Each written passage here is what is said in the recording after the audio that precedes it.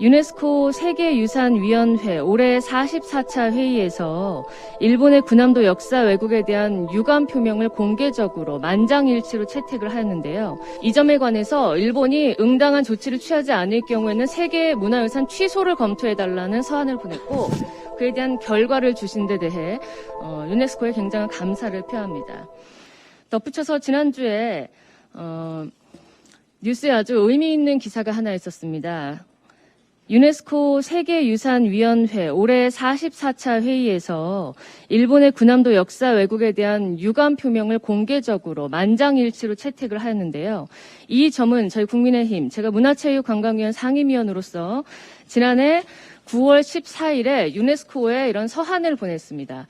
일본의 군함도 역사 왜곡을 더 이상 묵과할 수 없다라는 취지의 서한을 보냈고, 이 점에 관해서 일본이 응당한 조치를 취하지 않을 경우에는 세계문화유산 취소를 검토해달라는 서한을 보냈고, 세계문화유산으로부터 올해 44차 회의에서 화답하겠다라는 응답을 받아서 그에 대한 결과를 주신 데 대해 유네스코에 굉장한 감사를 표합니다.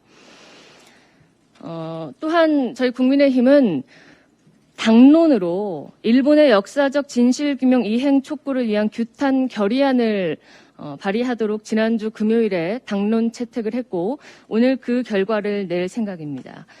일본의 독도 표기, 또 우길기 사용 등 이런 우리 국민 또 세계의 눈을 찌푸리게 하는 일들이 계속되고 있는데, 얼마 전에 그 러시아 언론을 통해서 우크라이나와 크림반도 국경에 관한 뉴스를 통했을 때 IOC가 굉장히 조속한 조치로 그 정치적인 이해와 국가 간의 분쟁에 관해서 개입을 한 사실을 보셨을 겁니다.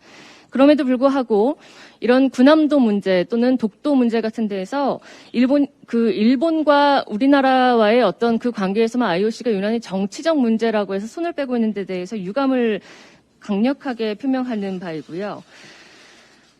무엇보다도 우리 정부가 지난 평창올림픽 때 한번 그 한반도에서 독도를 삭제한 길을 슬쩍 허용했다는 점에 대해서 저희가 이미 국민의힘에서 여러 차례 지적하지 않았습니까? 독도를 포기했느냐라는 지적을 이미 한 차례 들은 대한민국 정부가 이렇게 유네스코 세계문화유산위원회가 군함도 역사 왜곡에 대한 강력한 시정조치 요구를 했음에도 불구하고 그저 입 닫고 묵도하고 그냥 이 올림픽 같은 이벤트, 국제적인 눈이 쏠리는 이벤트가 지나가기만을 기다린다면은 국민들께서 전혀 납득하지 못하리라고 봅니다. 오늘 국민의힘은 이 당론 결의안을 발의할 예정이고요.